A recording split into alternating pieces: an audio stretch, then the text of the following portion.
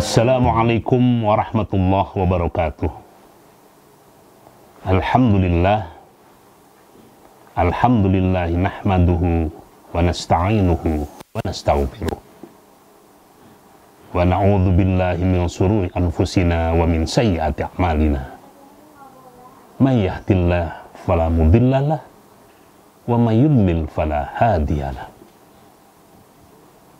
Hadirin rahimakumullah, bulan Ramadan yang kita lalui saat ini punya warna tersendiri.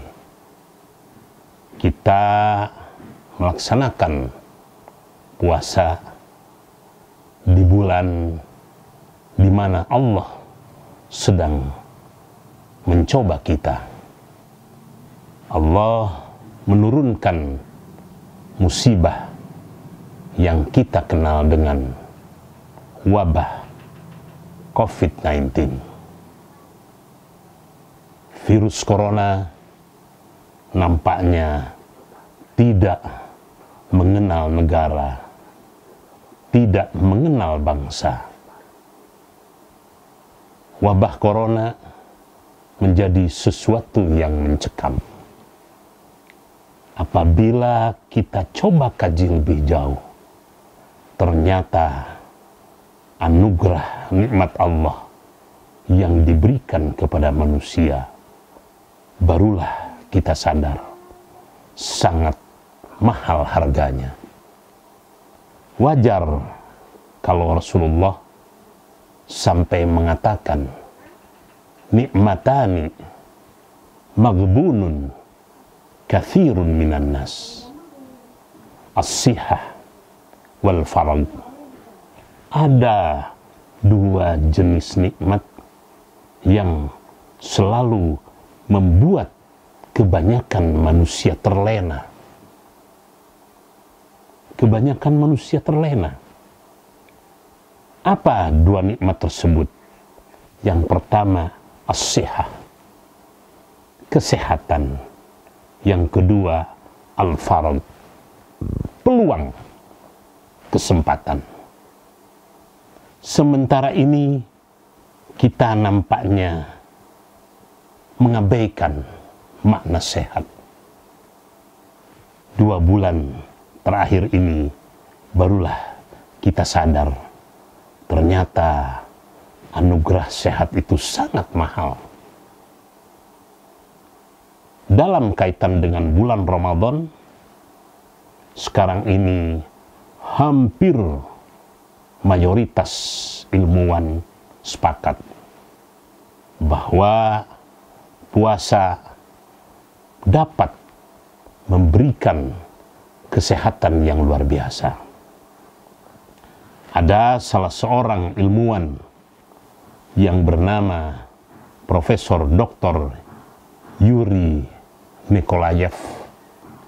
Dia adalah salah seorang direktur dari sebuah rumah sakit jiwa yang berada di Moskow.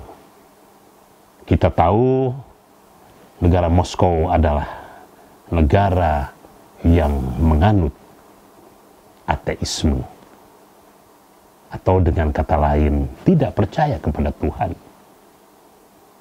Dia mengatakan salah satu penemuan yang cukup spektakuler, salah satu penemuan yang sangat cemerlang di abad 21 ini, salah satu penemuan yang luar biasa. Dia mengatakan ternyata puasa yang dilaksanakan oleh orang-orang Islam mampu memberikan nilai positif terhadap kesehatan, baik sehat lahir, sehat jasmani, maupun sehat batin, sehat mental. Ini sebuah ekspresi pernyataan dari seorang yang tidak beragama berkaitan dengan kesehatan yang untuk kita, maaf, puasa walaupun bagaimana merupakan salah satu bentuk daripada ibadah mahdhah, ibadah yang langsung berkaitan dengan Allah. Ternyata memiliki satu sisi positif dari sekian sisi-sisi yang sangat menakjubkan. Puasa mampu membangun kesehatan. Kita sadar bahwa puasa merupakan upaya-upaya untuk membatasi diri daripada yang namanya syahwat, daripada yang namanya makan dan minum, dan yang lain-lain. Tatkala puasa kita sadari, tatkala puasa betul-betul kita laksanakan dengan niat yang ikhlas, tatkala puasa bisa kita laksanakan sesuai dengan aturan-aturan main yang disyariatkan oleh agama, insya Allah pada akhirnya puasa akan menjadi sesuatu yang dibutuhkan dan dicari, akan menjadi sebuah kebutuhan dasar, needs, ya, untuk membangun jasmani dan rohani yang sehat. Puasa tidak akan dirasakan sebagai sebuah penderitaan atau malah penyiksaan. Maaf apabila dalam kesempatan ini kami menggunakan bahasa-bahasa yang cukup ekstrim, karena sampai hari ini masih ada orang awam yang melihat bahwa puasa adalah sebuah penderitaan. Puasa adalah sebuah penyiksaan. Untuk itu ke depan nampaknya kita perlu menjelaskan, kita perlu mengintrodusir, kita perlu membentuk sebuah formula menjelaskan puasa secara lebih komprehensif. Puasa tidak hanya dari sisi syarat dan hukumnya saja, tetapi lebih jauh puasa dikupas secara tuntas dari berbagai sisi. Kenapa di awal tadi kami menyampaikan puasa erat kaitannya dengan kesehatan? Mari kita coba pilah-pilah secara sederhana. Misalnya yang pertama, selama 11 bulan perut kita itu dipaksa, apabila ibarat mesin tidak berhenti untuk mengolah makanan yang masuk ke dalam perut kita melalui mulut. 11 bulan tidak berhenti, tidak teratur. Ada kalanya per jam, ada kalanya 3 jam sekali, ada kalanya 4 jam sekali, dan berbagai makanan. Perut kita ibarat bak sampah. Bulan puasa sengaja Allah jelaskan waktu sahur dan waktu buka, dan juga dengan jumlah yang terbatas, atau dengan bahasa lainnya, kalau saya boleh memberikan istilah, di bulan puasa ini perut kita sedang turun mesin, perut kita sedang diservis, perut kita sedang dibersihkan. Saya tidak perlu menjelaskan bagaimana kaitan dibersihkannya perut, istirahatnya perut, diaturnya perut selama bulan puasa, pasti terkait dengan kesehatan. Kemudian yang kedua, hampir semua ahli mengatakan, tatkala seseorang berpuasa, maka ketika itu sedang terjadi sebuah proses pengeluaran berbagai racun-racun yang ada dalam tubuh kita. Terjadi sebuah proses mengeluarkan racun, ya. Artinya secara otomatis bulan puasa badan kita, lahir kita sedang mengeluarkan racun-racun yang terpendam selama 11 bulan. Oleh karena itu tidak sedikit dokter-dokter yang menyarankan bagi orang yang berpenyakit jantung, disarankan, dianjurkan untuk berpuasa. bukan hanya sebatas puasa dengan mengurangi makanan-makanan yang mengandung kolesterol, tetapi lebih jauh puasa bisa memberikan ketenangan dan kenyamanan ke dalam hati.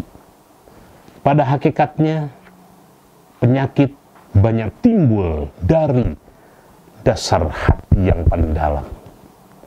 Orang yang hatinya senantiasa tersenyum, orang yang hatinya senantiasa gembira, orang yang hatinya senantiasa menunjukkan nuansa-nuansa kegembiraan, insya Allah akan lebih sehat daripada orang yang hatinya mungkin tertutup, orang yang hatinya terbelenggu, orang yang hatinya tersiksa. Di sini peran puasa. Oleh karena itu, mari kita coba tingkatkan puasa kita, bukan hanya sebatas puasa dalam koridor fikih saja, tetapi juga kita mulai belajar berpuasa dalam koridor sufi. Dengan kata lain, bukan hanya sebatas menahan makan minum dari terbitnya matahari sampai terbenamnya matahari, tetapi lebih jauh bagaimana kita bisa menahan yang namanya hawa nafsu. Setan sudah dibelenggu, musuh kita ada dalam diri kita.